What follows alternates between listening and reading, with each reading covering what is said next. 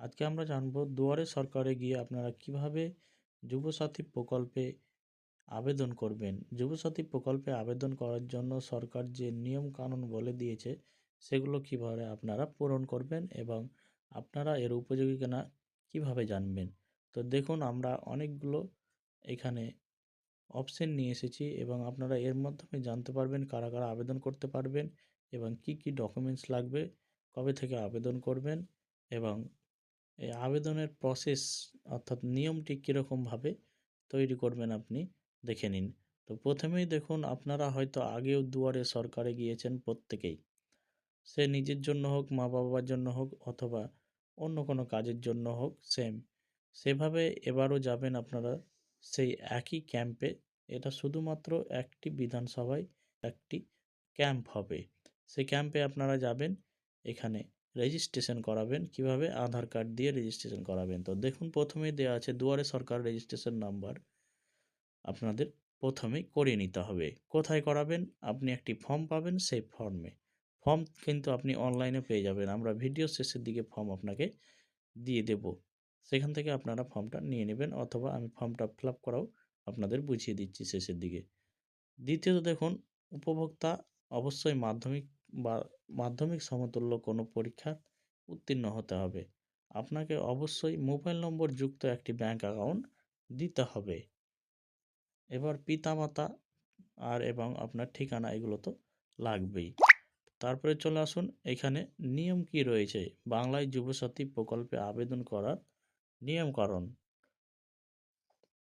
নিয়ম হচ্ছে, আপনি যে ফর্মটি পাবেন সেই ফর্মটি বড় অক্ষরে ফর্মটি ফিল আপ করবেন, অর্থাৎ ক্যাপিটাল লেটারের সমস্ত ফর্ম ঘরগুলি ফিল আপ করবেন। তো এবার আপনারা জানুন, এবার আপনাদের একটি ডিক্লারেশন দিতে হবে। সে ডিক্লারেশনে জানবে যে আপনি পশ্চিমবঙ্গের বাসিন্দা কিনা। আপনাকে অবশ্যই পশ্চিমবঙ্গের বাসিন্দা হতে হবে। এবং 2 নম্বরে, আপনি একজন বেকার এবং সামাজিক নিরাপত্তা বা কোনো রকম ভাতার আওতায় নেই, সেটাও আপনাকে এই ফর্মে উল্লেখ করতে হবে বা আপনাকে না বা হ্যাঁ জানাতে হবে।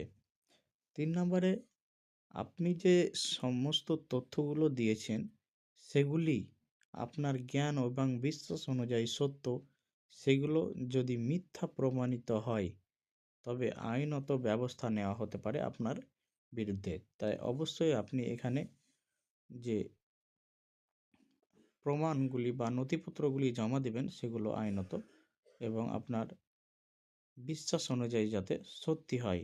সেটি যদি পরবর্তীতে মিথ্যা প্রমাণিত হয়, এতে সরকার আপনার বিরুদ্ধে আইনত ব্যবস্থা নিতে পারে। তার জন্য অবশ্যই আপনারা এগুলো যাচাই করে নেবেন। এবার আমরা চলে আসব ফর্মে। তো চলুন দেখে নিই ফর্মটি কেমন হবে। তো দেখুন, আমরা চলে এসেছি ফর্মের ফ্রন্ট পেজেতে হচ্ছে এটি। এখানে প্রথমে আপনাদের বলা হয়েছে ইংরেজিতে বড় হাতের অক্ষরে পূরণ করুন। ফর্মটিকে আপনাদের বড় হাতের অক্ষরে পূরণ করতে হবে। পাশে একটি কালার পাসপোর্ট ছবি দিতে বলা হয়েছে। এখানে একটি কালার পাসপোর্ট ছবি আপনারা লাগিয়ে নেবেন। তো দেখুন, প্রথমে অপশন দেওয়া হয়েছে দুয়ারে সরকার রেজিস্ট্রেশন নাম্বার। আপনারা প্রথম ঘরে দুয়ারে সরকারের যে রেজিস্ট্রেশন নাম্বারটা দিবে সেটা এখানে বসাতে হবে। দ্বিতীয় রয়েছে আধার কার্ড নম্বর, 2 নম্বর ঘরে আধার কার্ড নম্বর দিবেন। এবার হচ্ছে উপভোক্তার নাম 3 নম্বর ঘরে। আচ্ছা, মাধ্যমিক বা সমমানের পরীক্ষা অনুযায়ী, অর্থাৎ মাধ্যমিক পরীক্ষার যে সমমানী পরীক্ষা আরও অন্য পরীক্ষা থাকে, সেরকম পরীক্ষায় আপনি উত্তীর্ণ হয়েছেন এবং পাস হয়েছেন, কিন্তু কোনো রকম সরকারি কাজ করছেন না বা সরকারি ভাতা পাচ্ছেন না, তাহলেও আপনি আবেদন করতে পারবেন, শুধুমাত্র মাধ্যমিক না হলেও চলবে। এবার আসি, একটি মোবাইল নম্বর দিতে হবে। যে মোবাইল নম্বরটি আপনার ব্যাঙ্ক অ্যাকাউন্টে লিঙ্ক রয়েছে সেই মোবাইল নম্বরটি আপনি এখানে দিবেন। এবার আসি আমরা পরের অপশানে, যেখানে বলছে ইমেল আইডি। দেখুন, ইমেল আইডি বাধ্যতামূলক নয়, যদি আপনার থাকে অবশ্যই ইমেল আইডি দিয়ে নেবেন। জেন্ডার তো দিয়েই নেবেন আপনারা। তারপরে জন্ম তারিখ জন্ম তারিখ আপনারা দিয়ে নেবেন। দেখুন এখানে বলে দেওয়া হয়েছে 1/4/2026 তারিখের বয়স অনুযায়ী আপনার 21 বছর বয়স হতে হবে, তবে আপনি আবেদন করতে পারবেন এই প্রকল্পে। তো এখানে বুঝতে পারছেন 1/4/2026 তারিখে যদি আপনার বয়স 21 বছর হয় তবে আপনি আবেদন করবেন। তারপরে আপনার পিতার নাম, আপনার মাতার নাম, আপনার সাপোজ অর্থাৎ স্বামী স্ত্রীর নাম যা হবে যদি থাকে আপনি বসাবেন, না হলে পিতামাতার নাম বসিয়ে আপনি সেই ঘরটা ফাঁকা রেখে দেবেন। তারপরে রয়েছে ক্যাটাগরি অফ, এখানে আপনার যে ক্যাটাগরি SC ST যেগুলো আছে আপনি সেটাতে টিক মারবেন। টিক মারার পরে আপনাকে এখানে সার্টিফিকেট নাম্বারটি দিতে হবে। আপনি SC STতে যা আছে সেই সার্টিফিকেট নাম্বারটি আপনি এখানে দিয়ে নেবেন। তারপর রয়েছে ম্যারিটাল স্ট্যাটাস, আপনি যে বিবাহিত অবিবাহিত যা আছে আপনি এই ঘরগুলোতে টিক চিহ্ন দিয়ে নেবেন যেটা আপনি। তারপরে আপনার কন্ট্যাক্ট ডিটেলস, প্রথমে আপনার বাড়ির নাম্বার দেবেন, আপনার গ্রামের নাম, আপনার পোস্ট অফিস, আপনার পঞ্চায়েত, আপনার ব্লক, আপনার পুলিশ স্টেশন, আপনার ডিস্ট্রিক্ট, পিনকোড এবং আপনার রাজ্য সর্বশেষ দেওয়াই রয়েছে, কেননা অন্য রাজ্যের এটা হবে না, তাই রাজ্য দেওয়াই রয়েছে। তারপরে চলে আসবেন আপনারা 2 নম্বর পেজে। 2 নম্বর পেজে দেখুন বলা হয়েছে প্রথমেই সুন্দর করে মাধ্যমিক বা সমতুল্য পরীক্ষা বিবরণ। আপনার যে মাধ্যমিক পরীক্ষা ছিল সেই সমতুল্য পরীক্ষার বিবরণের জন্য আপনাকে এখানে কিন্তু রোল নাম্বার দিতে হবে। তারপর আপনার নম্বরটি বসিয়ে নেবেন। রোল এবং নাম্বার হয়ে গেলে আপনার এখানে ইয়ার অর্থাৎ বর্ষ, যে বছরে আপনি মাধ্যমিক উত্তীর্ণ হয়েছেন সেই বর্ষটা এখানে লিখে দিতে হবে। এরপরে এদিকে চলে আসুন, নিচে লেখা আছে বোর্ড, আপনি কোন বোর্ড থেকে মাধ্যমিক দিয়েছিলেন, WBSC না CBSC না ICSC, এখানে আর অপশান রয়েছে না আদার্স, যে কোনো আপনি একটি অপশান বেছে নেবেন যেটা আপনি। তারপরে এডুকেশনাল কোয়ালিফিকেশান, আপনার শিক্ষাগত যোগ্যতা সর্বোচ্চ কত রয়েছে সেটাও আপনি এখানে দিয়ে নেবেন। আপনার সর্বোচ্চ শিক্ষার যোগ্যতাটা এখানে দিতে হবে। তারপরে বর্তমান পেশা, অবশ্যই আপনার প্রেজেন্ট অকুপেশনটা দিতে হবে যে আপনি বর্তমানে কি করছেন। তো অনেকেই তো বেকার ঘুরে বেড়াচ্ছেন, তারা পেশাটা এখানে কি দেবেন, কি লিখবে সেটা নিয়ে অনেকে দ্বিধাবোধ করতে পারেন। অথবা আপনারা এখনও এডুকেশন বা পড়াশোনা করছেন, পড়াশোনা চালিয়ে যাচ্ছেন, সেটা লিখে রাখতে পারেন। তারপরে আপনারা সঠিক ব্যাঙ্ক ডিটেলস এখানে দিবেন। ব্যাঙ্ক ডিটেলস যাতে অবশ্যই আধারের কার্ড সাথে যুক্ত থাকে সেই এরকম একটি ব্যাঙ্ক আপনি এখানে দিয়ে দেবেন। ব্যাংকের নাম লিখবেন প্রথমে, ব্যাংক ব্রাঞ্চের নাম লিখবেন, ব্যাংক অ্যাকাউন্ট নাম্বার লিখবেন, IFSC কোড লিখবেন। IFSC কোড লিখে তারপরে আপনাকে এখানে ডিক্লারেশন দিতে হবে কি, দেখুন যে অন্য কোনো সরকারি সাহায্য পান কি না, রাজ্য সরকার প্রদত্ত শিক্ষাগত সুবিধা বা বৃত্তি ছাড়া, অর্থাৎ যে সরকারি স্কলারশিপগুলো পান সেগুলি ছাড়া আরও যদি কোনো